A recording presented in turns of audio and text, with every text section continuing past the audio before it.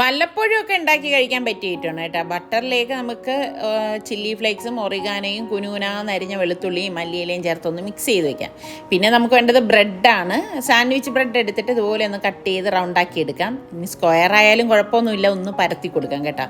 പിന്നെ നമുക്ക് കുറച്ച് സ്വീറ്റ് കോണും ചില്ലി ഫ്ലേക്സും ഒറിഗാനോയും മൊസറല്ല ചീസും ചേർത്ത് അതൊന്ന് മിക്സ് ചെയ്യാം.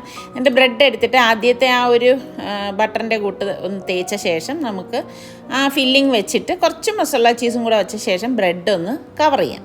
എനിക്ക് കിട്ടിയ ബ്രെഡ് ഒട്ടും കൊള്ളത്തില്ലായിരുന്നു കേട്ടോ. അപ്പം നിങ്ങളെടുക്കുമ്പോൾ നല്ല ബ്രെഡ് എടുക്കണം. മീതെ നമുക്ക് ഇതുപോലെ ഒന്ന് തേച്ച് പിടിപ്പിച്ച ശേഷം പാനിലേക്ക് ഇതുപോലെ വെച്ച് തീ കുറച്ച് വെച്ചിട്ട് തിരിച്ച് മറിച്ച് വിട്ടെടുക്കാമേ. ഇത് തന്നെ നമുക്ക് ചപ്പാത്തിക്കകത്ത് വെച്ചിട്ടും എടുക്കാം.